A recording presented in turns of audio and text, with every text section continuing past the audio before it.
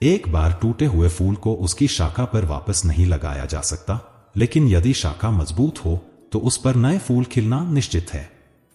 इसी तरह हम खोए हुए क्षणों को फिर से प्राप्त नहीं कर सकते, लेकिन हौसले और विश्वास के साथ आने वाले क्षणों को खूबसूरत बना सकते हैं। जैसे जैसे आप जीवन में आगे बढ़ते हैं, माता पिता द्वारा कही गई हर बात आपको सच लगने लगेगी। दुआएं और धन दोनों की अहमियत है, लेकिन याद रखें, दुआ तब काम आती है जब धन की शक्ति कमजोर पड़ जाए। पहले खुद पर ध्यान दें, फिर दूसरों को ज्ञान देने का प्रयास करें। कभी कभी हमें घटिया लोगों के साथ घटिया तरीकों से ही निपटना पड़ता है। हमेशा इस उलझन में रहना चाहिए कि कौन अधिक सुखी है, सोने की चैन वाला या चैन से सोने वाला। रिश्ते और जल एक जैसे होते हैं, न कोई रंग न कोई रूप, फिर भी ये जीवन के लिए अत्यंत आवश्यक होते हैं। कई बार लोग दूसरों को हौसला देते हुए खुद टूट जाते हैं। जब लोग आपकी बुराइयां करते हैं तो परेशान न हो, वे आपको महत्व देने का एक और तरीका नहीं जानते। असल में वही व्यक्ति जीवन की चाल समझता है जो यात्रा के दौरान धूल को गुलाल समझता है। हर मंजिल का अपना एक रास्ता होता है, बस जरूरत है उसे तलाशने की। कुछ दरवाजे कभी बंद नहीं होते, बस हम खटखटाना छोड़ देते हैं। भक्ति और विश्वास इस हद तक करो कि संकट आपके ऊपर हो और चिंता भगवान पर। पैसा और नमक दोनों जरूरी हैं, लेकिन जब इनकी मात्रा बढ़ जाती है तो ये जीवन का स्वाद बिगाड़ देते हैं। अंधेरे से नहीं, बल्कि अंधेरे में रखने वालों से बचें। बनावट, सजावट और दिखावे के कारण ही आज इंसानियत में गिरावट आई है। रिश्तों से अपेक्षा रखना स्वार्थ नहीं है, लेकिन अपेक्षा के लिए रिश्ते रखना स्वार्थ है। आजकल के इंसान के पास ईमेल तो हैं, लेकिन इंसानियत के बीच मेल नहीं है। जब तक आप खुद दर्द से नहीं गुजरते, तब तक दूसरों के दर्द का एहसास नहीं होता। जितनी भीड़ बढ़ रही है, लोग उतने ही अकेले होते जा रहे हैं। सभी को सिर्फ समय की नहीं, बल्कि समझ की भी जरूरत होती है। अपने आप को किसी के साथ का आदी न बनाएं, वरना आपकी खुशियां उसकी फुर्सत और बोरियत की मोहताज बन जाएंगी। सच बोलने का शौक हो तो अकेले चलने का भी साहस रखें। अहंकार की बीमारी शराब की तरह होती है, इसे केवल खुद छोड़कर ही समझा जा सकता है। इसलिए बस हंसते रहिए। लोग सोचते रहेंगे कि आपको कौन सा सुख मिल गया है। याद रखें, सफलता की पोशाक कभी तैयार नहीं मिलती, इसे बनाने के लिए मेहनत की आवश्यकता होती है। यदि आप खुश रहना चाहते हैं तो इन 5 महत्वपूर्ण बातों पर ध्यान दें। पहला, अतीत को भुला दें। दूसरा, वर्तमान में जिए। तीसरा, भविष्य की चिंता न करें। चौथा, खुद की तुलना दूसरों से करना बंद करें। और पांचवा, अपने काम को टालना छोड़े। श्री कृष्ण का कहना है कि जीवन तुम्हें नहीं मिला, बल्कि तुम जीवन को मिले हो। यहां हर किसी में कोई न कोई कमी है, और बाहर से मुस्कुराते चेहरे के पीछे कई आंखों में नमी होती है। एक चीज की असली कीमत इंसान को तब समझ में आती है जब वह उसे पाने की कोशिश करता है या जब वह उसे खो देता है। इसलिए जो आपके पास है उसकी कदर करें। जीवन को एक साइकिल की तरह समझें। इसके बैलेंस को बनाए रखने के लिए आपको निरंतर आगे बढ़ना होगा। मैंने अपने जीवन में हर प्रकार के लोगों को देखा है, कुछ शुक्रिया बोलने वाले और कुछ बेवकूफ भी। इसलिए जो आप सोचते हैं वो सब संभव है, लेकिन किसी के साथ बुरा मत कीजिए और खुद पर विश्वास रखें। जो लोग दिल से सच्चे होते हैं, उनके जीवन की परीक्षा भी उतनी ही कठिन होती है। बड़ा सोचें, लेकिन शुरुआत हमेशा छोटे से करें। सच्चे दोस्त वही होते हैं जिन्हें मुश्किल वक्त में ढूंढने की जरूरत नहीं पड़ती। अच्छी नीयत आपको ऊंचा उठाएगी, जबकि बुरी नीयत सिर्फ आपको नीचे गिराएगी। तारीफ चेहरे की नहीं, बल्कि चरित्र की होनी चाहिए, क्योंकि अच्छा चेहरा बनाने में कुछ ही मिनट लगते हैं, लेकिन अच्छा चरित्र बनाने में पूरी जिंदगी लग जाती है। महंगे कपड़े घटिया किरदार को छिपा नहीं सकते। यदि आप खुद को तोड़कर भी रखेंगे, तब भी दुनिया आपसे खुश नहीं होगी। हवाओं की अपनी अजीब आदतें होती हैं, कभी वे बुझी हुई आग को भड़का देती हैं, तो कभी जलते हुए दीप को बुझा देती हैं। यदि आप कुछ बड़ा करना चाहते हैं, तो अपनी सोच को ऊंचा रखें, क्योंकि कमजोर सोच इंसान को गिराती है और उसके इरादों को कमजोर बनाती है। जिंदगी में अपने रिश्तों को घड़ी की सुई की तरह बनाए रखें। इससे कोई फर्क नहीं पड़ता कि कोई तेज है या धीमा, मायने रखता है जुड़े रहना। सिर्फ फोन ही नहीं, रिश्ते भी साइलेंट मोड पर रहने चाहिए। लोगों की बकवास का जवाब न देने वाले को कमजोर न समझें। ये वो समझदार लोग हैं जो कभी कीचड़ में पत्थर नहीं फेंकते। श्री कृष्ण का कहना है कि इंसान के धैर्य और धर्म की असली परीक्षा तब होती है जब कठिनाइयां आती हैं। जब समय आपके खिलाफ हो तब शांत रहना सबसे अच्छा होता है। अगर आज का समय बुरा है तो यकीन रखें कि कल बेहतर होगा। आपको केवल निस्वार्थ भाव से अपने कर्तव्यों का पालन करते रहना चाहिए, क्योंकि यही आपके हाथ में है। हमारे कर्मों का परिणाम क्या होगा और कब मिलेगा, यह तो केवल परमात्मा ही जानता है। श्री कृष्ण का उपदेश है कि धर्म के लिए लड़ना सीखें, धर्म का रक्षक बनना सीखें और अपनों के लिए त्याग करना सीखें। चाहे आपका समय कितना भी बुरा क्यों न हो, यकीन रखें ईश्वर ने कुछ अच्छा ही सोचा होगा। समझदार इंसान वह नहीं है जो ईंट का जवाब पत्थर से दे, बल्कि वह है जो स्थिति को समझकर सही कदम उठाए। हमेशा हिम्मत बनाए रखें और आगे बढ़े। ताने तो भगवान को भी मिलते हैं, फिर आप तो एक इंसान हैं। इंसान ही इंसान का रास्ता काटता है। भोला इंसान अक्सर धोखा खा जाता है क्योंकि वह गलत लोगों पर भरोसा कर लेता है। शारीरिक कष्टों का सहन करना उतना कठिन नहीं होता जितना मानसिक कष्टों का। कभी कभी खो जाना भी चाहिए, यह देखने के लिए कि आपकी तलाश करने कौन आता है। कभी कभी हमें अपनी खुशियों को अपने तक ही सीमित रखना चाहिए, क्योंकि हर कोई हमारी खुशी से खुश नहीं होता। जिंदगी में कुंभकर्ण जैसा एक भाई होना चाहिए जो नतीजों का अंदाजा होने के बावजूद हमारा साथ ना छोड़े। जब भावनाओं का आदमी अपनी संवेदनाओं को पत्थर बना लेता है तो वह पत्थर से भी अधिक कठोर हो जाता है। छाता और दिमाग केवल तब काम करते हैं जब वे खुले होते हैं, बंद होने पर दोनों बोझ लगने लगते हैं। कभी कभी समय का बदलाव दोस्त को दुश्मन और दुश्मन को दोस्त बना सकता है, क्योंकि स्वार्थ बेहद शक्तिशाली होता है। सादगी से महंगा कोई गहना नहीं है, शायद यही वजह है कि हर कोई इसे पहनने का साहस नहीं कर पाता। उन शब्दों का अर्थ सबसे अधिक होता है जो कहे ही नहीं जाते। आप जो करना चाहते हैं वह करें, बहस करें, लेकिन यह मत सोचें कि लोग क्या कहेंगे, क्योंकि लोग तो तब भी कहेंगे जब आप कुछ नहीं करेंगे। भगवान कृष्ण ने हमें सिखाया है कि अपने मार्ग पर चलते रहना चाहिए बिना किसी की परवाह किए, क्योंकि सच्ची खुशी और सफलता हमेशा हमारी मेहनत और विश्वास में होती है। इसलिए अपने अंदर की शक्ति को पहचानें और जीवन में आगे बढ़ते रहें, क्योंकि आपके प्रयास और इरादे ही आपकी पहचान बनाते हैं। अब मैं आपको एक छोटी सी कहानी के माध्यम से एक महत्वपूर्ण सीख देना चाहता हूं। ध्यान से सुनिएगा। जिस उम्र में बच्चे मां की गोद में लोरियां सुनकर मीठी नींद में सोते हैं, कहानी किस्से सुनते हैं और पिता के साथ आंख मिचौली खेलते हैं, उसी नन्ही उम्र में कार्तिक ने जब होश संभाला तो उसने हमेशा अपने माता पिता को लड़ते झगड़ते हुए ही देखा। वह हमेशा सहमा सहमा रहता और इसी वजह से खाना भी खाना बंद कर देता। ऐसे में उसकी माता पिता का गुस्सा उसी पर उतरता। जब दादी उसे बचाने आती तो उन्हें भी झिड़क कर भगा दिया जाता। मां डपट कर कहती, आप हमारे बीच में मत बोला कीजिए, इससे तो बच्चा और बिगड़ जाएगा। आप ही के लाड़ ने तो इसका यह हाल किया है। फिर उसे आया के भरोसे छोड़कर माता पिता अपने अपने काम पर निकल जाते।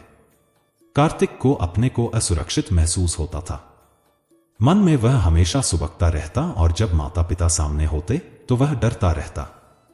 परंतु जब वे जाते तब उसे चैन की सांस आती। चलो, दिन भर की तो छुट्टी मिली। आया घर के कामों में लगी रहती या फिर गपशप मारने बाहर गेट पर जा बैठती। कार्तिक चुपचाप जाकर दादी की गोद में बैठ जाता। तब कहीं जाकर उसका धड़कता दिल शांत होता। दादी के साथ उनकी थाली में से खाना उसे बहुत भाता था। वह शेर, भालू और राजकुमारियों के किस्से सुनाती रहती और वह ढेर सारा खाना खाता चला जाता। बीच बीच में अपनी जान बचाने को आया उसे बुलाती, बाबा तुम्हारा खाना रखा है, खा लो और सो जाओ, नहीं तो मेम साहब आकर तुम्हें मारेंगी और मुझे डांटेंगी। कार्तिक को उसकी उबली हुई सब्जियां और लुगदी जैसे चावल जहर समान लगते थे। वह आया की बात नहीं सुनता और दादी से लिपट कर सो जाता। परंतु जैसे जैसे शाम निकट आने लगती उसकी घबराहट बढ़ने लगती। वह चुपचाप आया के साथ अपने कमरे में सहम कर बैठ जाता। घर में घुसते ही मां उसे देखकर जल भुन जाती। अरे कितना गंदा बैठा है, इतना इस पर खर्च करते हैं, नित नए कपड़े लाकर देते हैं, पर यह हमेशा गंदा रहना ही पसंद करता है। ऐसे हाल में मेरी सहेलियां इसे देखेंगी तो मेरी तो नाक ही कट जाएगी। फिर आया को डांट पड़ती और वह कहती, मैं क्या करूं, कार्तिक मानता ही नहीं। इसके बाद कार्तिक को 2 से 4 थप्पड़ पड़ जाते। आया गुस्से में उसे घसीटकर स्नानघर ले जाती और गुस्से में नहलाती धुलाती। नन्हा कार्तिक अब इन सब बातों का अभ्यस्त हो गया था। उस पर अब मारपीट का असर नहीं होता था। वह चुपचाप सब सहता रहता, जिद करता, रोता, फिर चुपचाप अपने कमरे में चला जाता क्योंकि बैठक में जाने की उसे इजाजत नहीं थी। वहां सजावट की इतनी वस्तुएं थीं कि उनके टूटने फूटने का डर रहता, और दूसरी बात, मेहमान भी आते ही रहते थे। उनके सामने जाने की उसे मनाही थी। जब मां को पता चलता कि कार्तिक दादी के पास चला गया है तो वे उनके पास लड़ने पहुंच जाती। मां जी, आपके लाड़ प्यार ने ही इसे बिगाड़ रखा है, जिद्दी हो गया है, किसी की बात नहीं सुनता, इसका खाना पड़ा रहता है, खाता नहीं, आप इससे दूर ही रहें तो अच्छा है। सास समझाने की कोशिश करती, बहू, बच्चे तो फूल होते हैं, इन्हें तो जितने प्यार से सींचोगी उतने ही पनपेंगे, मारने पीटने से तो इनका विकास ही रुक जाएगा। तुम दिन भर कामकाज में बाहर रहती हो तो मैं ही संभाल लेती हूं। आखिर हमारा ही तो खून है, इकलौता पोता है, हमारा भी तो इस पर कुछ अधिकार है। कभी तो मां चुप हो जाती और कभी दादी चुपचाप सब सुन लेती। पिताजी रात को देर से लड़खड़ाते हुए घर लौटते और फिर वही पति पत्नी की झड़प हो जाती। कार्तिक डर के मारे बिस्तर में आंख बंद किए पड़ा रहता कि कहीं माता पिता के गुस्से की चपेट में वह भी न आ जाए। उसका मन होता कि माता पिता से कहे कि वे दोनों प्यार से रहें और उसे भी खूब प्यार करें तो कितना मजा आए। वह हमेशा लाड़ प्यार को तरसता रहता। इसी प्रकार 1 वर्ष बीत गया और कार्तिक का स्कूल में एडमिशन करा दिया गया। पहले तो वह स्कूल के नाम से ही बहुत डरा, मानो किसी जेल खाने में पकड़ कर ले जाया जा रहा हो, परंतु 1 से 2 दिन जाने के बाद ही उसे वहां बहुत आनंद आने लगा। घर से तैयार कर, टिफिन लेकर पिताजी उसे स्कूटर से स्कूल छोड़ने जाते। यह कार्तिक के लिए नया अनुभव था। स्कूल में उसे हम उम्र बच्चों के साथ खेलने में आनंद आता। क्लास में तरह तरह के खिलौने खेलने को मिलते। टीचर भी कविता, गाना सिखाती, उसमें भी कार्तिक को आनंद आने लगा। दोपहर को आया लेने आ जाती और उसके मचलने पर टॉफी, बिस्कुट इत्यादि दिला देती। घर जाकर खूब भूख लगती तो दादी के हाथ से खाना खाकर सो जाता। दिन आराम से कटने लगे, परंतु माता पिता की लड़ाई मारपीट बढ़ने लगी। एक दिन रात में उनकी खूब जोर से लड़ाई होती रही। जब सुबह कार्तिक उठा तो उसे आया से पता चला कि मां नहीं है, आधी रात में ही घर छोड़कर कहीं चली गई है। पहले तो कार्तिक ने राहत सी महसूस की कि चलो रोज की मारपीट और उनके कड़े अनुशासन से तो छुट्टी मिली, परंतु फिर उसे मां की याद आने लगी और उसने रोना शुरू कर दिया। तभी पिताजी उठे और प्यार से उसे गोदी में बैठाकर धीरे धीरे फुसलाने लगे, हम अपने बेटे को चिड़ियाघर घुमाने ले जाएंगे, खूब सारी टॉफी, आइसक्रीम और खिलौने दिलाएंगे। पिता की कमजोरी का लाभ उठाकर कार्तिक ने और जोरों से मां मां कहकर रोना शुरू कर दिया। उसे खातिर करवाने में बहुत मजा आ रहा था, सब उसे प्यार से समझा बुझा रहे थे। तब पिताजी उसे दादी के पास ले गए। बोले, मां जी, अब इस बिन मां के बच्चे को आप ही संभालिए। सुबह शाम तो मैं घर में रहूंगा ही, दिन में आया आपकी मदद करेगी। अंधे को क्या चाहिए, 2 आंखें। दादी पोता दोनों प्रसन्न हो गए। नए प्रबंध से कार्तिक बहुत ही खुश था। वह खूब खेलता, खाता, मस्ती करता, कोई बोलने टोकने वाला तो था नहीं। पिताजी रोज नए नए खिलौने लाकर देते, कभी कभी छुट्टी के दिन घुमाने फिराने भी ले जाते। अब कोई उसे डांटता भी नहीं था। स्कूल में एक दिन छुट्टी के समय उसकी मां आ गई। उन्होंने कार्तिक को बहुत प्यार किया और बोली, बेटा आज तेरा जन्मदिन है। फिर प्रिंसिपल से इजाजत लेकर उसे अपने साथ घुमाने ले गई। उसे आइसक्रीम और केक खिलाया, टेडी बियर खिलौना भी दिया। फिर घर के बाहर छोड़ गई। जब कार्तिक दोनों हाथ भरे हुए हंसता कूदता घर में घुसा तो वहां कोहराम मचा हुआ था। आया को खूब डांट पड़ रही थी। पिताजी भी ऑफिस से आ गए थे, पुलिस में जाने की बात हो रही थी। यह सब देख कार्तिक एकदम डर गया कि क्या हो गया। पिताजी ने गुस्से में आगे बढ़कर उसे 2 से 4 थप्पड़ जड़ दिए और गरज कर बोले, बोल बदमाश, कहां गया था? बिना हमसे पूछे उस डायन के साथ क्यों गया? वह लेकर तुझे उड़ जाती तो क्या होता? दादी ने उसे छुड़ाया और गोद में छिपा लिया। हाथ का सारा सामान गिरकर बिखर गया। जब खिलौना उठाने को वह बढ़ा तो पिता फिर गरजे, फेंक दो कूड़े में सब सामान। खबरदार, जो इसे हाथ लगाया तो वह भौचक्का सा खड़ा था। उसे कुछ समझ ही नहीं आ रहा था कि आखिर हुआ क्या, क्यों पिताजी इतने नाराज हैं। 2 दिनों बाद दादी ने रोते उसका सामान और नए कपड़े अटैची में रखे। कार्तिक ने सुना कि पिताजी के साथ वह दार्जिलिंग जा रहा है। वह रेल में बैठकर घूमने जा रहा था, इसलिए खूब खुश था। उसने दादी को समझाया, क्यों रोती हो, घूमने ही तो जा रहा हूं।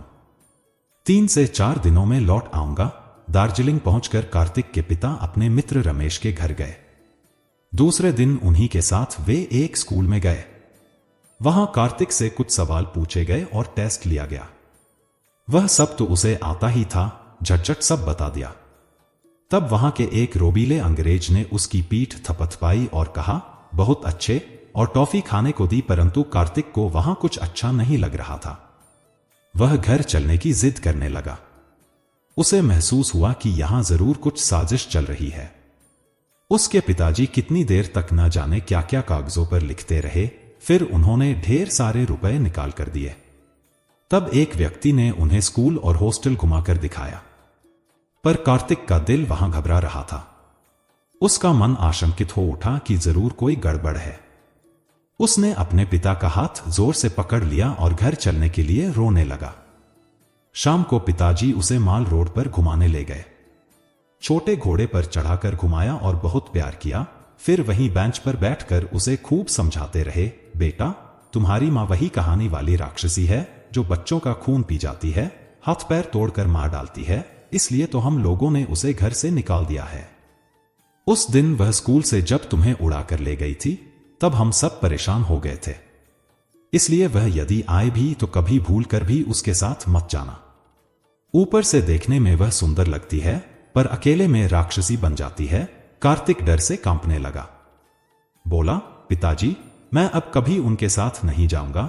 दूसरे दिन सवेरे 8 बजे ही पिताजी उसे बड़े से गेट वाले जेलखाने जैसे हॉस्टल में छोड़कर चले गए। वह रोता चिल्लाता हुआ उनके पीछे पीछे भागा, परंतु एक मोटे दरबान ने उसे जोर से पकड़ लिया और अंदर खींच कर ले गया। वहां एक बूढ़ी औरत बैठी थी।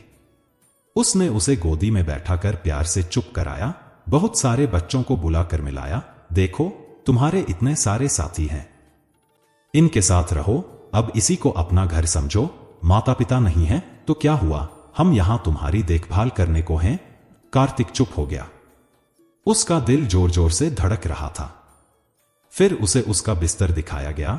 सारा सामान अटैची से निकालकर एक छोटी सी अलमारी में रख दिया गया। उसी कमरे में और बहुत सारे बेड पास पास लगे थे।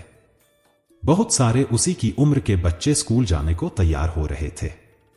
उसे भी एक आया ने मदद कर तैयार कर दिया। फिर घंटी बजी तो सभी बच्चे एक तरफ जाने लगे। एक बच्चे ने उसका हाथ पकड़कर कहा, चलो, नाश्ते की घंटी बजी है। कार्तिक यंत्रवत चला गया, पर उससे एक कौर भी ना निकला गया। उसे दादी का प्यार से कहानी सुनाना, खाना खिलाना याद आ रहा था। उसे पिता से घृणा हो गई, क्योंकि वे उसे जबरदस्ती धोखे से यहां छोड़कर चले गए। वह सोचने लगा कि कोई उसे प्यार नहीं करता। दादी ने भी न तो रोका और न ही पिताजी को समझाया। वह ऊपर से मशीन की तरह सब काम समय से कर रहा था, पर उसके दिल पर तो मानो पहाड़ जैसा बोझ पड़ा हुआ था। लाचार था वह। कई दिनों तक गुमसुम रहा, चुपचाप रात में सुबकता रहा। फिर धीरे धीरे इस जीवन की आदत सी पड़ गई। कई बच्चों से जान पहचान और कईयों से दोस्ती भी हो गई। वह भी उन्हीं की तरह खाने और पढ़ने लग गया। धीरे धीरे उसे वहां अच्छा लगने लगा। वह कुछ अधिक समझदार भी होने लगा। इसी प्रकार 1 वर्ष बीत गया। वह अब घर को भूलने सा लगा था। पिता की याद भी धुंधली पड़ रही थी कि एक दिन अचानक ही प्रिंसिपल साहब ने उसे अपने ऑफिस में बुलाया। वहां दो पुलिस वाले बैठे थे, एक महिला पुलिस वाली तथा दूसरा बड़ी मूंछों वाला मोटा सा पुलिस का आदमी। उन्हें देखते ही कार्तिक भय से कांपने लगा कि उसने तो कोई चोरी नहीं की, फिर क्यों पुलिस पकड़ने आ गई है। वह वहां से भागने ही जा रहा था कि प्रिंसिपल साहब ने प्यार से उसकी पीठ सहलाई और कहा, बेटा डरो नहीं, ये लोग तुम्हें तुम्हारे माता पिता के पास ले जाएंगे, तुम्हें कुछ भी नुकसान नहीं पहुंचाएंगे। इनके पास कोर्ट का ऑर्डर है, हम अब कुछ भी नहीं कर सकते, तुम्हें जाना ही पड़ेगा। कार्तिक ने रोते रोते कहा, मेरे पिताजी को बुलाइए, मैं इनके साथ नहीं जाऊंगा। तब उस पुलिस वाली महिला ने उसे प्यार से गोदी में बैठाकर कहा, बेटा तुम्हारे पिताजी की तबीयत ठीक नहीं है, तभी तो उन्होंने हमें लेने भेजा है। तुम बिल्कुल भी डरो मत, हम तुम्हें कुछ नहीं कहेंगे, पर यदि नहीं जाओगे तो हम तुम्हें जबरदस्ती ले जाएंगे। उसने बचाव के लिए चारों तरफ देखा, पर कहीं से सहारा न पा, चुपचाप उनके साथ जाने को तैयार हो गया। हॉस्टल की आंटी उसका सामान ले आई थी। कलकत्ता पहुंचकर पुलिस वाली आंटी कार्तिक के बार बार कहने पर भी उसे पिता और दादी के पास नहीं ले गई। उसका मन भयभीत था कि क्या मामला है। रात को उन्होंने अपने घर पर ही उसे प्यार से रखा। दूसरे दिन पुलिस की जीप में बैठाकर एक बड़ी सी इमारत, जिसको लोग कोर्ट कह रहे थे, वहां ले गई। वहां उसके माता पिता दोनों दूर दूर बैठे थे और काले चोगे पहने बहुत से आदमी चारों तरफ घूम रहे थे। कार्तिक सहमा सहमा बैठा रहा। वह कुछ भी समझ नहीं पा रहा था कि यह सब क्या हो रहा है। फिर ऊंची कुर्सी पर सफेद बालों वाले बड़ी उम्र के अंकल, जिनको लोग जज कह रहे थे, ने रोबदार आवाज में हुक्म दिया, इस बच्चे यानी कार्तिक को इसकी मां को सौंप दिया जाए। पुलिस वाली आंटी, जो उसे दार्जिलिंग से साथ लाई थी, उसका हाथ पकड़ कर ले गई और उसे मां को दे दिया। मां ने तुरंत उसे गोद में उठाया और प्यार करने लगी। पहले तो उनका प्यार भरा स्पर्श कार्तिक को बहुत ही भाया, परंतु तुरंत ही उसे पिता की राक्षसी वाली बात याद आ गई। तब उसे सचमुच ही लगने लगा कि मां जरूर ही एक राक्षसी है, अभी तो चख रही है, फिर अकेले में उसे खा जाएगी। वह घबरा कर चीख चीख कर रोने लगा, मैं इसके साथ नहीं रहूंगा, यह मुझे मार डालेगी।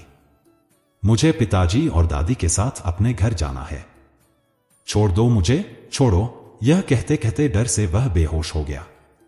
जब उसके पिता उसे लेने को आगे बढ़े तो उन्हें पुलिस ने रोक दिया।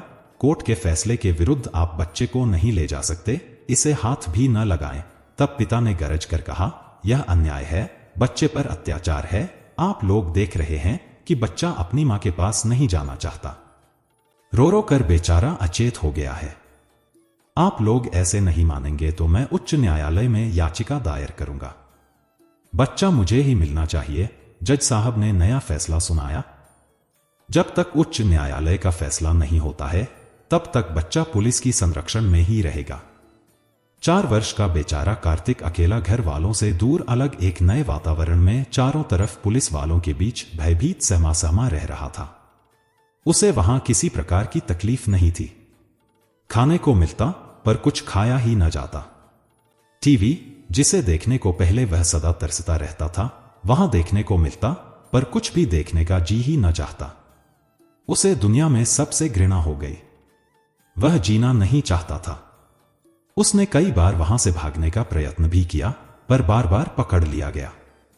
उसका चेहरा मुरझाता जा रहा था, हालत दयनीय हो गई थी। पर अब कुछ कुछ बातें उसकी समझ में आने लगी थी। करीब महीने भर बाद कार्तिक को नहला धुलाकर अच्छे कपड़े पहनाकर जीप में बैठाकर एक नए बड़े न्यायालय में ले जाया गया।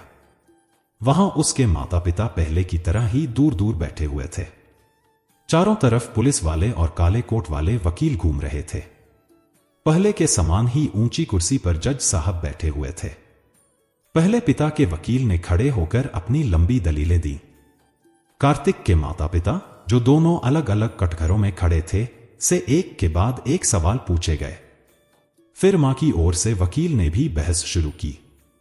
वह बार बार कार्तिक का नाम लेकर कह रहा था कि उसे मां के पास भेजा जाना चाहिए। कार्तिक इस पूरी बहस के बीच असमंजस में था। उसे समझ नहीं आ रहा था कि आखिर उसके माता पिता के झगड़े में उसकी क्या गलती है। अंत में जज साहब ने उसे भी कटघरे में बुलाया। वह भयभीत था और नहीं जानता था कि अब आगे क्या होगा। जैसे ही वह कटघरे में पहुंचा, उसे भी गीता पर हाथ रखकर शपथ लेनी पड़ी कि वह सच बोलेगा। इस शपथ का भार उस नन्हे मन पर इतना भारी था कि वह समझ ही नहीं पा रहा था कि किस दिशा में जाए। जज साहब ने नर्म लहजे में पूछा, बेटा, सोच समझकर बताना कि तुम किसके साथ रहना चाहते हो, अपने पिता के पास या मां के साथ। कार्तिक के चारों ओर सबकी आंखें उसकी ओर लगी थी, पर वह चुपचाप सिर झुकाए खड़ा रहा, मानो किसी सवाल का उत्तर ढूंढ रहा हो, लेकिन उसे कोई सही जवाब नहीं मिल रहा था। बार बार यही सवाल दोहराया गया। अंततः जब उसे समझ नहीं आया कि क्या कहे, तो उसने रोष और दुख से चीखते हुए जवाब दिया, मुझे किसी के साथ नहीं रहना, कोई मेरा अपना नहीं है, मुझे सबसे नफरत है, मुझे अकेला छोड़ दो। कार्तिक का यह उत्तर एक गहरे भावनात्मक तूफान का प्रतीक था। भगवान श्री कृष्ण ने गीता में सिखाया है कि जीवन के कष्ट और संघर्षों का सामना शांत चित्त से करना चाहिए। किसी भी परिस्थिति में हमें अपने मन को संतुलित रखना चाहिए ताकि हम सही निर्णय ले सकें। जैसे अर्जुन ने अपने संघर्ष के दौरान श्री कृष्ण से मार्गदर्शन प्राप्त किया, वैसे ही हमें भी जीवन की कठिन परिस्थितियों में धैर्य और विवेक से काम लेना चाहिए। यह कहानी इस बात की याद दिलाती है कि बच्चों के दिल को ठेस पहुंचाने वाले हालात कभी कभी उन्हें अपने ही करीबियों से दूर कर देते हैं। इसलिए हमें अपने परिवार और रिश्तों में प्रेम और सहानुभूति को बनाए रखना चाहिए ताकि किसी को अकेलापन महसूस न हो। आप में से कितने लोग हैं जो भगवान को सिर्फ तीर्थ स्थलों पर ढूंढते हैं, परंतु सच्चाई यह है कि भगवान वहां भी उपस्थित हैं जहां आप अपने गलत काम करते हैं। इंसान की प्रवृत्ति ऐसी हो गई है कि जो उसे अपने साथ लेकर जाना चाहिए उसे वह छोड़ रहा है, और जो केवल यहीं रह जाना है उसे वह जोड़ने में लगा हुआ है। एक गांव की बात है जहां मोहन नाम का व्यक्ति अपनी पत्नी सुनीता और 2 बच्चों के साथ रहता था।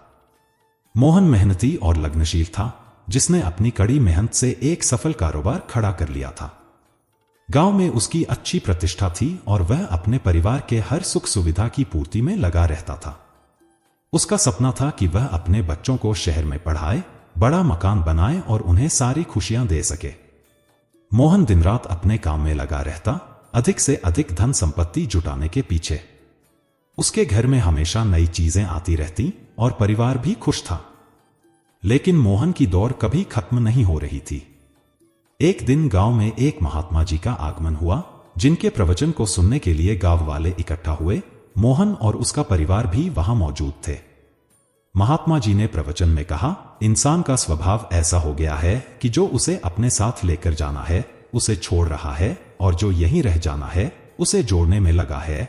यह सुनकर मोहन को यह बात कुछ अजीब लगी। उसने महात्मा जी से पूछा, महात्मा जी, इसका क्या अर्थ है? मैंने अपनी पूरी जिंदगी अपने परिवार के लिए मेहनत की है, क्या यह गलत है? महात्मा जी मुस्कुराते हुए बोले, बेटा, मेहनत करना और परिवार का ख्याल रखना बिल्कुल गलत नहीं है, लेकिन क्या तुमने कभी सोचा है कि जब तुम इस दुनिया को छोड़कर जाओगे तो क्या साथ ले जाओगे? ये घर, धन दौलत सब यहीं रह जाएंगे। जो तुम्हारे साथ जाएगा वह होंगे तुम्हारे कर्म, तुम्हारे संस्कार और दूसरों के प्रति किया गया तुम्हारा परोपकार। महात्मा जी ने एक उदाहरण दिया, अगर कल तुम्हें इस दुनिया से जाना हो तो क्या यह सारा धन और संपत्ति तुम्हारे साथ जाएगी? नहीं, साथ जाएंगे तुम्हारे अच्छे कर्म, लोगों के दिलों में तुम्हारे प्रति सम्मान और प्रेम, और यही असली दौलत है। महात्मा जी की बातें सुनकर मोहन के मन में एक गहरी सोच घर कर गई। उसने महसूस किया कि वह केवल धन संपत्ति के पीछे भागता रहा, लेकिन अपने परिवार और समाज के लिए कुछ अच्छा करने का मौका खो दिया। उसने सोचा, अगर मैं अपने बच्चों को सिर्फ धनवान बना दूं, लेकिन उन्हें जीवन के सही मूल्य और संस्कार न सिखाऊं, तो मेरी सारी मेहनत व्यर्थ होगी। महात्मा जी की शिक्षाओं से प्रेरित होकर मोहन ने अपने जीवन को एक नई दिशा देने का फैसला किया।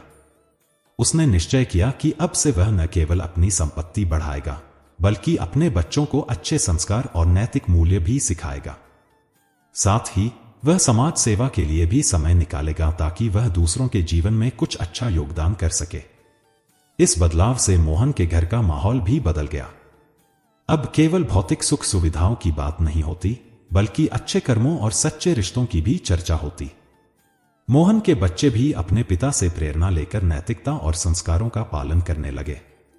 भगवद गीता में भगवान श्री कृष्ण ने सिखाया है कि यह शरीर नश्वर है, लेकिन आत्मा अमर है। हमें अपने कर्मों पर ध्यान देना चाहिए, क्योंकि अंत में वही हमारे साथ जाएगा।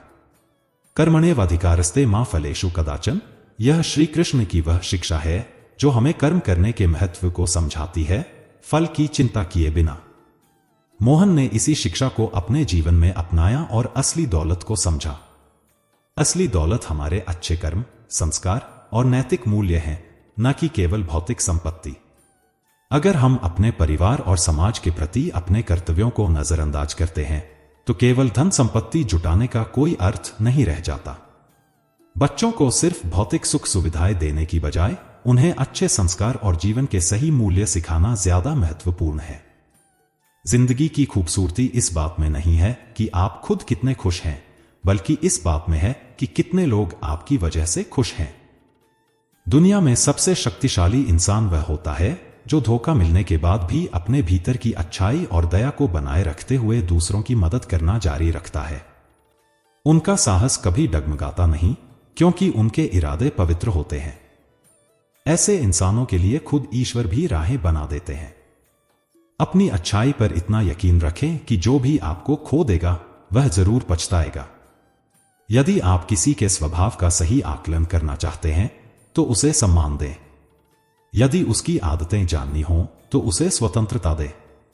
उसकी नीयत जाननी हो तो उसे कठिनाई से परखें, और अगर आप उसके गुणों को देखना चाहते हैं तो उसके साथ समय बिताएं। असल में मृत्यु का डर सिर्फ उन्हीं को सताता है जिनके कर्म दूषित होते हैं। हम श्री कृष्ण के भक्त हैं और हमारे भीतर यह गहराई से समाया हुआ है कि संसार का एकमात्र नियम यही है, जहां संयोग है वहां वियोग भी अवश्य होगा। सदैव संदेह करने वाले व्यक्ति को न इस लोक में सुख मिलता है न परलोक में। इसलिए हमें किसी से भी अत्यधिक और अंधा प्रेम नहीं करना चाहिए। जब प्रेम विवेक को ढक लेता है तो व्यक्ति सही गलत का भेद नहीं कर पाता और उसका निर्णय लेने की क्षमता क्षीण हो जाती है। सच्ची खुशी तब प्राप्त होती है जब हमारे विचार, शब्द और कर्म एक समान हो। जीवन में कभी निराश नहीं होना चाहिए, क्योंकि हमारा समय कभी कमजोर हो सकता है, हम नहीं।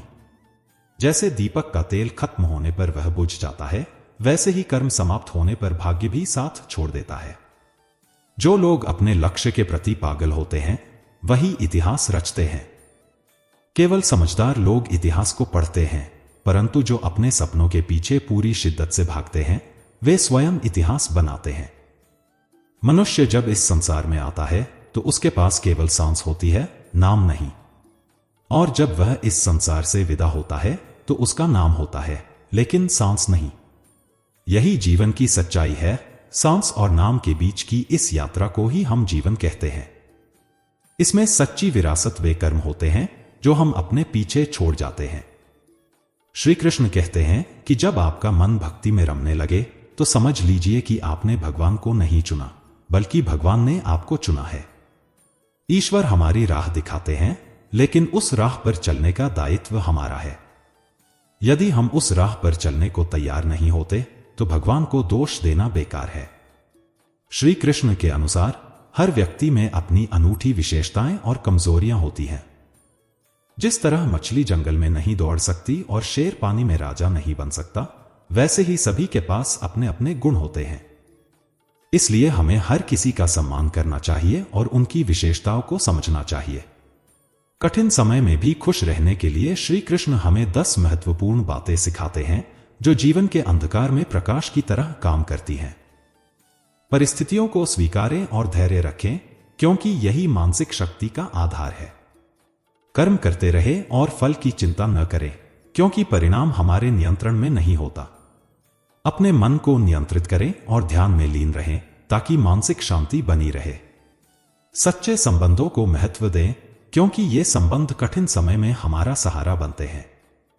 अहंकार से दूर रहें, क्योंकि अहंकार हमारी कमजोरी का कारण बनता है। संतोष से जीवन जिएं, क्योंकि संतोष ही सच्ची खुशी का स्रोत है। मोह से मुक्त रहें, क्योंकि यह मोह हमें सही मार्ग से भटका देता है। सच्चाई और धर्म के मार्ग पर चलें, क्योंकि यही मार्ग हमें सही दिशा दिखाते हैं। सेवा और दान में लगे रहें, क्योंकि इससे आत्मिक संतुष्टि मिलती है। विश्वास रखें कि सब कुछ ईश्वर की इच्छा से होता है और जो भी होता है वह हमारे भले के लिए होता है। श्री कृष्ण की यह शिक्षाएं हमें जीवन के कठिन समय में धैर्य और शक्ति प्रदान करती हैं। इनसे हम सच्चे आनंद और संतोष का मार्ग प्राप्त कर सकते हैं। जीवन में सच्चा सुख केवल धन, संपत्ति या भौतिक वस्त्रों में नहीं है। असली सुख उन रिश्तों, कर्मों और अनुभवों में छिपा है जो हमें आंतरिक शांति और संतुष्टि प्रदान करते हैं। दोस्तों, हमें इस संसार में जन्म से न कोई दोस्त मिलता है और न दुश्मन। हमारे संबंध हमारे घमंड, शक्ति और व्यवहार से ही बनते हैं। ईश्वर की इन शिक्षाओं पर विश्वास रखिए और अपने कर्मों को सही दिशा में लगाइए, क्योंकि अंत में वही कर्म हमारी असली पहचान होते हैं। महाभारत एक अद्वितीय उदाहरण है जो हमें सिखाता है कि जब अपने ही हदें पार कर जाएं, तब उनके खिलाफ खड़ा होना और शस्त्र उठाना भी धर्म का पालन है। हर साल दिवाली की तरह हमें एक ऐसा कबाड़ी चाहिए जो हमारे टूटे दिलों और बुरी यादों को भी ले जाए। आप कभी अकेले रहकर उतने दुखी नहीं होंगे जितने गलत इंसान के साथ रहकर होते हैं। दर्द एक ऐसी सस्ती चीज है जिसे हर कोई मुफ्त में बांट देता है। लेकिन शांत रहिए, आपका भी समय आएगा। ध्यान अपने लक्ष्य पर रखें, एक दिन आप मुस्कुराते हुए सफलता का आनंद लेंगे। ऊपर वाले का आभार मानिए कि उसने हमें तकलीफ सहने वालों में रखा है, देने वालों में नहीं। अपने अधिकारों के लिए अगर बेशर्म बनना पड़े तो बनिए, क्योंकि इस दुनिया में लोग शर्मीले लोगों का फायदा उठाने से कभी नहीं चूकते। याद रखिए, जब तक आप किसी के लिए फायदेमंद हैं, तब तक ही लोग आपको पहचानते हैं। दिया जलने के बाद माचिस की तीली को फेंक दिया जाता है। कम उम्र में मिली खुशियां कभी इंसान को समझदार नहीं बनने देती, जबकि कम उम्र में मिला दुख व्यक्ति को परिपक्व बना देता है। जहां पेड़ और पानी होते हैं, वहां हरियाली अपने आप आ जाती है। उसी तरह जहां मन की सरलता और परिवार के संस्कार होते हैं, वहां जीवन में खुशियों की हरियाली भर जाती है। श्री कृष्ण कहते हैं, चाहे नमक रोटी खाकर सो जाओ, पर अपनों के सामने कभी हाथ मत फैलाओ। वे जो देंगे नहीं, उससे अधिक सुनाएंगे। जब हम नादान थे, तब हम जिंदगी के मजे लेते थे, और जब से समझदार हुए हैं, जिंदगी हमारे मजे ले रही है। पहले मैं होशियार था, इसलिए दुनिया को बदलना चाहता था। अब मैं समझदार हूं, इसलिए खुद को बदलने में लगा हूं। हालात चाहे जैसे भी हों, शिकायत करने से बेहतर है शुक्र करना। कभी कभी जिंदगी आपको ऐसे चौराहे पर लाकर खड़ा कर देती है जहां एक फैसले की कीमत बहुत बड़ी होती है। आंखों से निकले आंसू अनमोल होते हैं, पर कुछ लोग उनकी भी कीमत लगा देते हैं। परिवर्तन से डरना और संघर्ष से भागना मनुष्य की सबसे बड़ी कमजोरी होती है।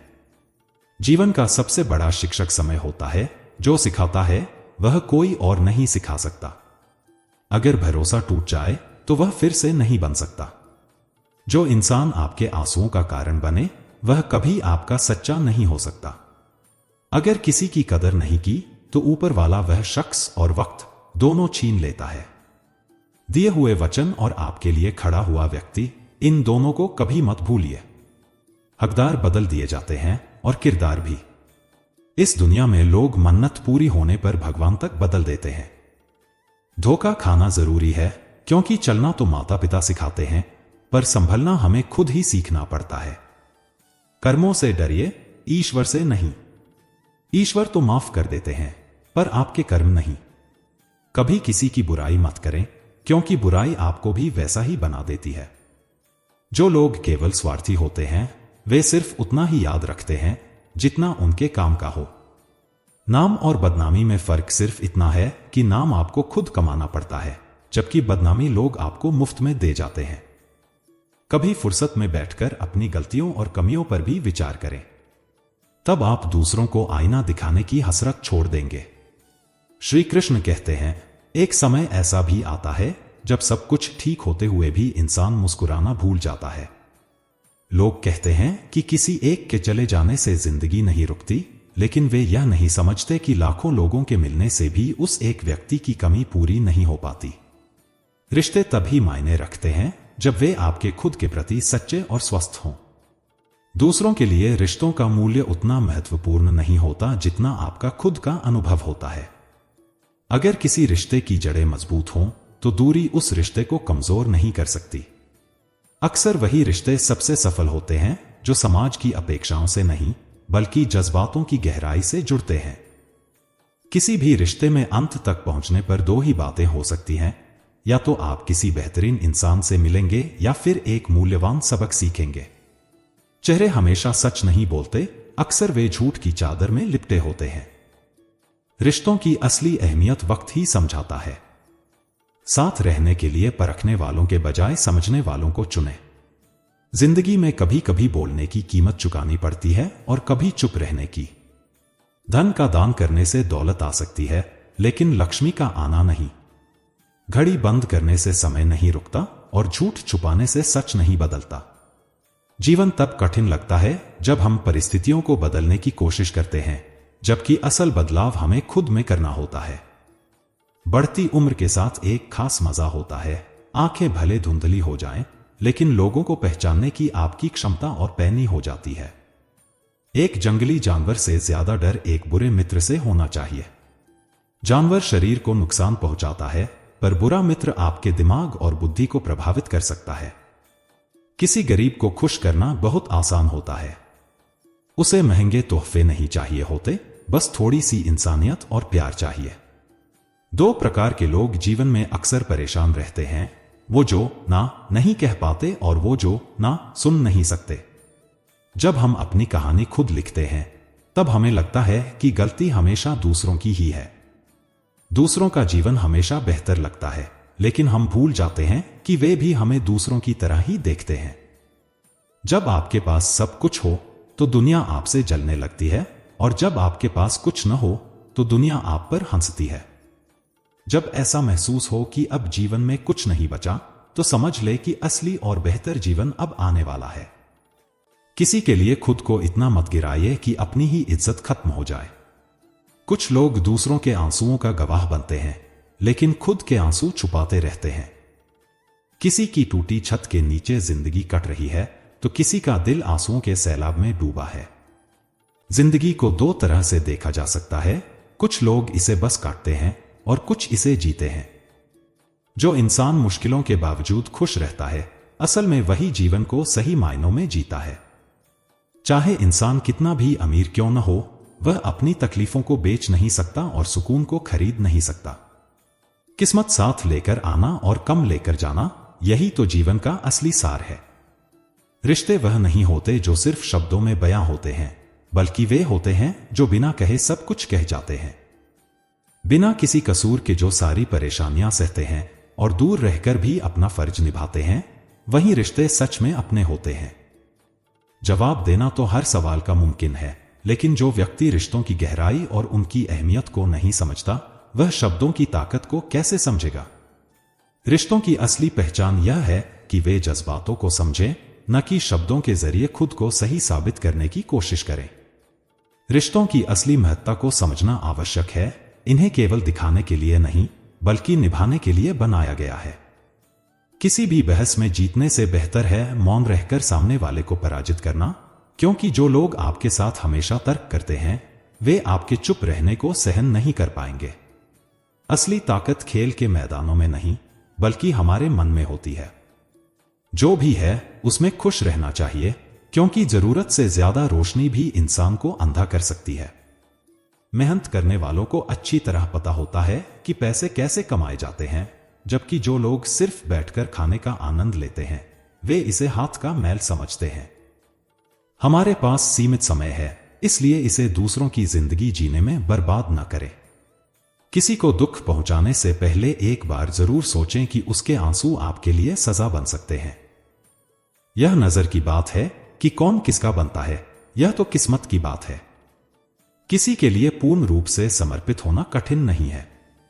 यदि आपको जिंदगी में सफल होना है, तो सफल लोगों की कहानियों से अधिक असफल लोगों की कहानियां पढ़ें। सफल की कहानी से आपको केवल प्रेरणा मिलेगी, जबकि असफल व्यक्ति की कहानी से आपको सीखने का अवसर मिलेगा। कामयाबी की तड़प मन में होनी चाहिए। हर कोई कामयाब होना चाहता है, लेकिन सभी सफल नहीं हो पाते। लक्ष्य के प्रति जुनून रखने वाले ही सच्चे रूप में सफलता प्राप्त करते हैं। अपनी नजर हमेशा उस चीज पर रखो जिसे तुम पाना चाहते हो, न कि उस पर जिसे तुम खो चुके हो।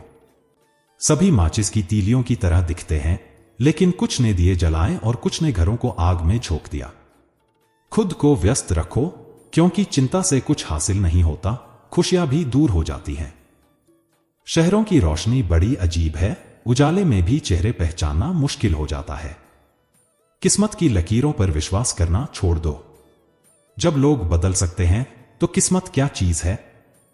कुछ सहन करना सीखो, क्योंकि हम में भी कई कमियां हैं जिन्हें दूसरे सहन करते हैं। खुशियों का कोई सीधा रास्ता नहीं होता, खुश रहना ही खुद एक रास्ता है। किसी भी चीज पर पछतावा मत करो। अगर वह अच्छी है तो बेहतरीन, और अगर बुरी है तो वह एक अनुभव है। हर रिश्ता एक पंछी की तरह होता है। यदि आप उसे कसकर पकड़ते हैं तो वह मर जाएगा। यदि आप उसे ढीला पकड़ते हैं तो वह उड़ जाएगा। लेकिन यदि आप उसे प्यार से पकड़ते हैं तो वह हमेशा आपके साथ रहेगा। भगवान श्री कृष्ण कहते हैं, अस्त होता सूरज इस बात का प्रतीक है कि अंत भी खूबसूरत हो सकता है। समय एक तराजू है जो बुरे वक्त में अपनों का असली वजन बता देता है। वे झूठ बोलते हैं जो कहते हैं हम सब मिट्टी से बने हैं, क्योंकि मैं कई अपनों को जानता हूं जो पत्थर की तरह कठोर हैं। कुछ रिश्ते किराए के मकान की तरह होते हैं, कितनी भी सजावट कर लो वे कभी अपने नहीं होते। पानी की एक बूंद गर्म तवे पर गिरे तो नष्ट हो जाती है, कमल के पत्ते पर गिरे तो चमकने लगती है, और शंख में आए तो मोती बन जाती है। जब दिमाग कहता है हार मान लो, तो दिल धीरे से कहता है एक बार और कोशिश करो। जब किसी के गुण दिखें तो मन को कैमरा बना लो, और जब अवगुण दिखें तो मन को आईना बना लो। लोग नाम से जाने जाते हैं, लेकिन यादें तो स्वभाव से बनती हैं। जीवन में संकट आने पर निराश होने की आवश्यकता नहीं, उनसे नफरत करने की जरूरत नहीं, क्योंकि कठिनाइयां हमें मजबूत बनाती हैं। यह कठिनाइयां हमें जीना सिखाती हैं और हमारे आत्मविश्वास को बढ़ाती हैं। मैं खुद को हर दिन सुधारता हूं, लेकिन हर दिन मेरे अंदर एक नया नुक्स निकल आता है। रिश्तों की महत्ता को समझना आवश्यक है, इन्हें केवल जताया नहीं, निभाया जाता है। बहस में जीतने के बजाय मौन रहकर किसी को पराजित करना कहीं अधिक प्रभावी होता है। जो व्यक्ति सदा बहस में लगा रहता है वह आपके मौन को सहन नहीं कर पाएगा। असली ताकत खेल के मैदान में नहीं, बल्कि मन की गहराइयों में होती है। जो भी है उसी में संतुष्ट रहना चाहिए, क्योंकि जरूरत से ज्यादा उजाला भी दृष्टिहीनता का कारण बन सकता है। कामयाबी की चाहत रखने वालों को सफल लोगों की कहानियों के साथ साथ असफल लोगों की कहानियों से भी सीख लेना चाहिए। सफल लोगों की कहानियां केवल प्रेरणा देती हैं, जबकि असफलताओं से हमें अपने लक्ष्यों तक पहुंचने का मार्गदर्शन मिलता है। अपने लक्ष्यों के प्रति गहरी तड़प होनी चाहिए। वास्तव में इसी तड़प से सफलता का रास्ता खुलता है। अपनी दृष्टि हमेशा उस चीज पर केंद्रित रखें जिसे आप पाना चाहते हैं, न कि उस पर जो आप खो चुके हैं। एक समान दिखने वाली माचिस की तीलियों में कुछ ने दिए जलाए हैं, जबकि अन्य ने अपने घर जला दिए। खुद को व्यस्त रखना सीखें, क्योंकि चिंता करने से केवल निराशा बढ़ती है और छोटी छोटी खुशियां भी खो जाती हैं। शहरों की रोशनी बड़ी अजीब होती है, उजाले में भी चेहरों की पहचान करना कठिन हो जाता है। जब लोग बदल सकते हैं तो किस्मत की लकीरों पर विश्वास करना बेकार है। सहनशीलता जरूरी है, क्योंकि हम में भी ऐसी कई कमियां हैं जिन्हें दूसरों को सहन करना पड़ता है। खुशियों का कोई रास्ता नहीं होता, खुश रहना ही खुशियों का मार्ग है। किसी भी चीज के लिए पछतावा मत करें। यदि वह अच्छी है तो बेहतरीन, और यदि बुरी है तो वह एक अनुभव है। हर रिश्ता एक पक्षी के समान होता है, यदि आप उसे कसकर पकड़ते हैं तो वह मर जाता है। ढीला छोड़ने पर वह उड़ जाएगा, लेकिन यदि आप उसे प्रेम से पकड़ते हैं तो वह हमेशा आपके साथ रहेगा। भगवान श्री कृष्ण कहते हैं कि अस्त होते सूरज का प्रतीक यह है कि अंत भी खूबसूरत हो सकता है। वक्त वह तराजू है जो बुरे समय में अपनों का असली मूल्य दर्शाता है। जो कहते हैं कि हम मिट्टी से बने हैं वे झूठ बोलते हैं। मैंने ऐसे कई अपनों को देखा है जो पत्थर के बने हैं। कुछ रिश्ते किराए के मकान की तरह होते हैं, कितना भी सजाने की कोशिश करें वे कभी अपने नहीं होते। पानी की एक बूंद गर्म तवे पर गिरकर इवेपोरेट हो जाती है, लेकिन कमल के पत्ते पर गिरने पर चमकती है और सीप में गिरने पर मोती बन जाती है। दिमाग कहता है कि हार मान लो, लेकिन दिल कहता है एक बार और कोशिश करो। जब किसी के गुण दिखें तो मन को कैमरा बनाएं, और जब अवगुण दिखें तो मन को आईना। लोग आपको नाम से पहचानते हैं, लेकिन आपका स्वभाव ही आपको यादगार बनाता है। जीवन में संकट आने पर निराश होना अनावश्यक है। कठिनाइयां हमें मजबूत बनाती हैं और आत्मविश्वास में वृद्धि करती हैं। हर रोज अपनी सीमाओं को चुनौती दें, क्योंकि जो आपको नहीं तोड़ता वह आपको मजबूत बनाता है। हर चुनौती को सीखने का एक अवसर समझें, क्योंकि जो हमें नहीं तोड़ता वह हमें और मजबूत बनाता है। दूसरों की मदद करना और योग या ध्यान का अभ्यास करना मानसिक शांति और संतुलन प्रदान करता है। सही संगति का चुनाव भी अत्यंत महत्वपूर्ण है, क्योंकि सकारात्मक लोग हमारी सोच और मानसिकता पर सकारात्मक प्रभाव डालते हैं। याद रखें, समय सब कुछ ठीक कर देता है। इसलिए धैर्य बनाए रखें और विश्वास रखें कि यह कठिन समय भी गुजर जाएगा। जीवन का हर क्षण अनमोल है, इसे खुशियों से भरने का प्रयास करें। भगवान श्री कृष्ण कहते हैं कि आज के युग का कड़वा सत्य यह है कि परिवार से भी आपका अपना कोई नहीं होता, गरीब का दोस्त कोई नहीं होता। आजकल लोग अच्छी सूरत पर ध्यान देते हैं, न कि अच्छे चरित्र पर। वर्तमान समय में इज्जत केवल पैसों की होती है, इंसान की नहीं। यदि आपने किसी की सच्चाई का पता लगाया और उसे बता दिया, तो वही आपका दुश्मन बन जाएगा।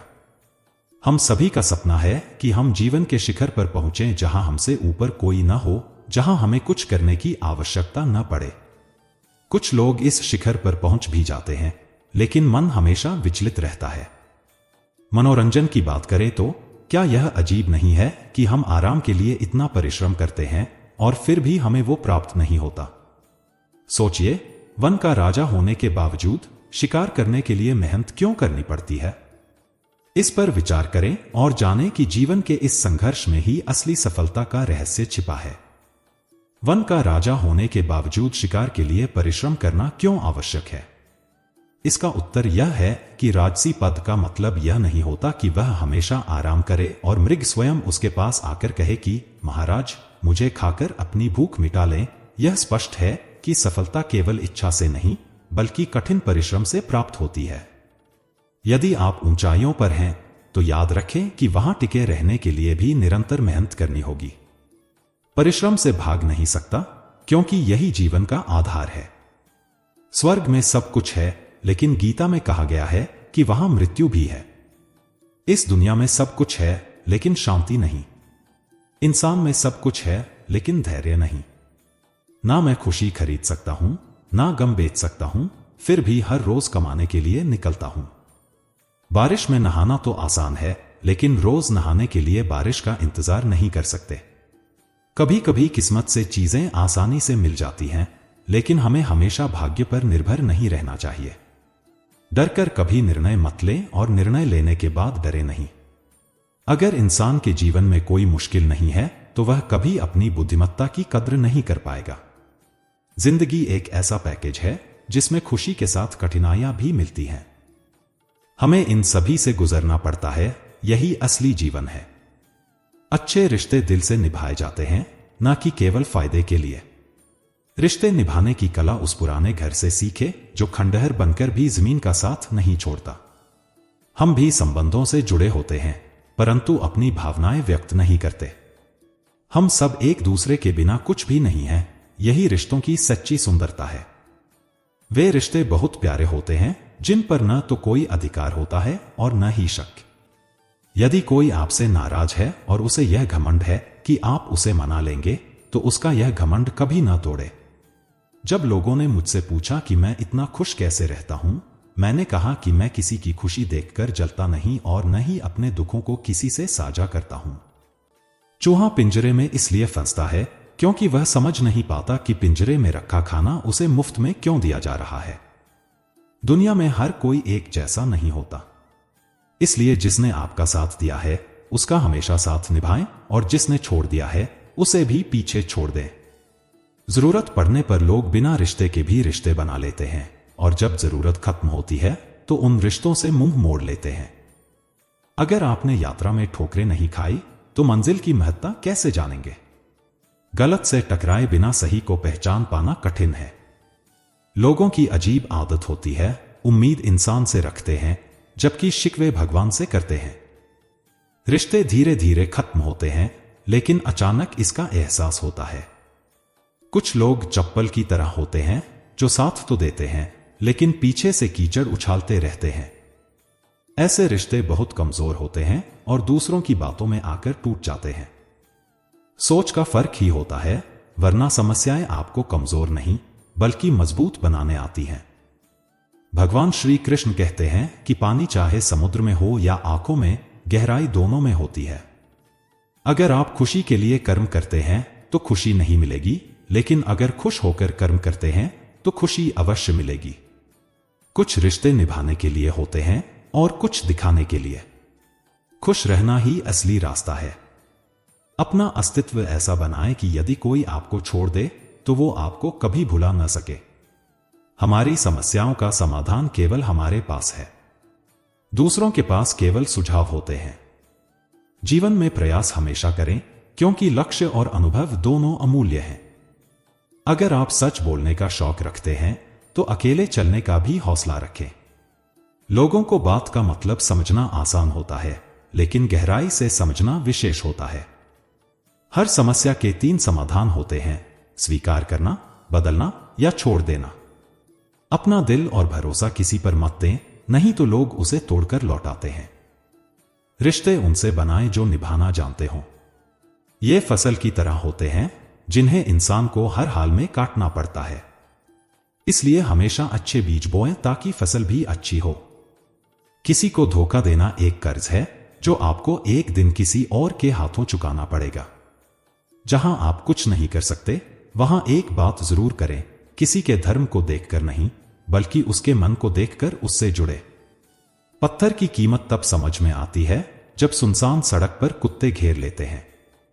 जब कोई बाहरी व्यक्ति आपको तकलीफ देता है तो सिर्फ गुस्सा आता है, लेकिन जब अपना ही तकलीफ देता है तो गुस्से के साथ रोना भी आता है।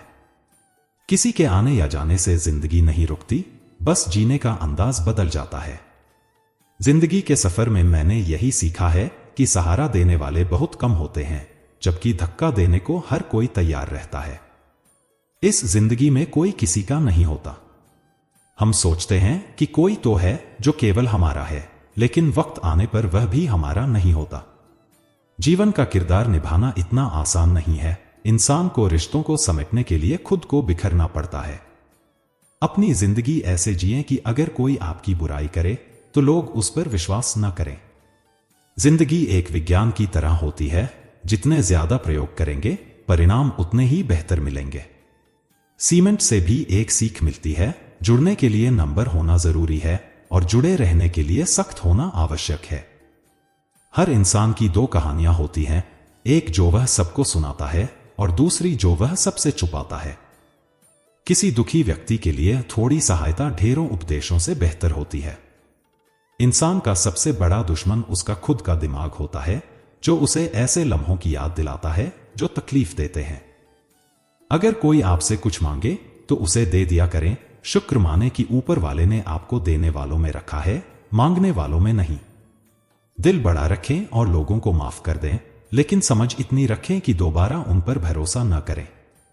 बुरी आदतें अगर समय पर नहीं बदली जाएं, तो वे आपकी जिंदगी का समय बदल देती हैं। अपनी पहचान बनाने में जो मजा है वह किसी की परछाई बनने में नहीं। मीलों का सफर एक पल में बर्बाद हो जाता है जब अपने ही कहते हैं, कहो कैसे आना हुआ, मुलाकातें जरूरी हैं। अगर आप रिश्तों को निभाना चाहते हैं तो केवल लगाकर भूल जाना ही काफी नहीं है। पौधे भी ध्यान और देखभाल के बिना सूख जाते हैं। जीवन में जो बहुत कुछ पाते हैं वे अक्सर बहुत कुछ खोते भी हैं। इस संसार में हंसने वाले लोग अक्सर सबसे ज्यादा रोते हैं। लोग कहते हैं कि अच्छे दिल वाले हमेशा खुश रहते हैं, लेकिन मेरा मानना है कि एक अच्छा दिल अक्सर चोट खाता है, क्योंकि वह दूसरों से केवल अच्छे बर्ताव की अपेक्षा करता है। आपका जीवन इतना शानदार होना चाहिए कि जब कोई निराश व्यक्ति आपको याद करे तो उसकी आंखों में चमक आ जाए। जीवन में नाकाम रहने वाले लोग दो प्रकार के होते हैं। पहले वो जो सोचते हैं लेकिन कुछ करते नहीं, और दूसरे वो जो करने से पहले सोचते नहीं हैं। कभी कभी नादान मित्रता भी आवश्यक होती है, क्योंकि समझदार लोग जरूरत के समय अक्सर व्यस्त रहते हैं। जीवन में केवल दो शब्द हैं जो सब कुछ नष्ट कर सकते हैं, अहम और वह। आजकल रिश्तों में बढ़ती नफरत का एक कारण यह भी है कि लोग लहरों को अपनाने में और अपने प्रियजनों को नजरअंदाज करने में लगे हुए हैं। इंसान सब कुछ भूल सकता है सिवाय उन पलों के जब उसे अपनों की जरूरत थी और वे साथ नहीं थे। अगर आप नीचे गिरते हैं तो कोई नहीं आएगा उठाने के लिए, लेकिन जब आप उड़ेंगे तो सब आपको गिराने आएंगे। सुकून इस दुनिया की सबसे महंगी चीज है, इसलिए इसे सस्ते लोगों के पीछे मत गंवाइए। कामयाब होने के लिए कभी कभी अकेले ही आगे बढ़ना पड़ता है। लोग तब ही साथ आते हैं जब आप कामयाब होते हैं। हार और जीत दोनों परिस्थितियों में संयम बनाए रखना केवल ज्ञानी ही कर सकता है। मटके थोड़े से खाली होते ही बजने लगते हैं और थोड़े से भरते ही छलकने लगते हैं। किसी की गैर मौजूदगी का एहसास सभी को होता है, लेकिन किसी की मौजूदगी की कदर कोई नहीं करता। हम सभी अपने आदतों से मजबूर होते हैं, लेकिन सही और गलत की समझ सभी को होती है। हम ठीक हैं यह तो हम किसी से भी कह सकते हैं, लेकिन परेशानी की बात साझा करने के लिए हमें खास लोगों की आवश्यकता होती है। जब प्राण चले जाते हैं तो शरीर श्मशान में जलता है, लेकिन जब संबंधों में से प्रेम चला जाता है तो इंसान मन ही मन जलता है। खुशियां कैमरे में कैद हो जाती हैं, लेकिन तस्वीरों के बाहर कोई मुस्कुराता हुआ नहीं दिखता। जो लोग वक्त देखकर आपको इज्जत देते हैं वे आपके अपने नहीं होते, क्योंकि वे केवल अपने स्वार्थ के लिए होते हैं। इतना कमजोर मत बनो कि कोई आपको तोड़ सके, बल्कि इतना मजबूत बनो कि आपको तोड़ने वाला खुद ही टूट जाए। तनाव, डिप्रेशन और बेचैनी तब होती है जब हम खुद के लिए कम और दूसरों के लिए ज्यादा सोचते हैं। इच्छाओं, उम्मीदों और नाखूनों को समय समय पर काटते रहना चाहिए, वरना ये दुख का कारण बन सकते हैं। दुआएं मिल जाएं, यही काफी है। दवाएं तो पैसे देने पर मिल जाती हैं। कभी कभी मजबूत हाथों से पकड़ी हुई उंगलियां भी छूट जाती हैं, क्योंकि रिश्ते ताकत से नहीं दिल से निभाए जाते हैं। हर किसी की मित्रता के पीछे कोई न कोई कारण छिपा होता है, यह सबसे बड़ा सत्य है। वक्त से पहले मिली चीजें अपना मूल्य खो देती हैं, जबकि वक्त के बाद मिली चीजें अपना महत्व।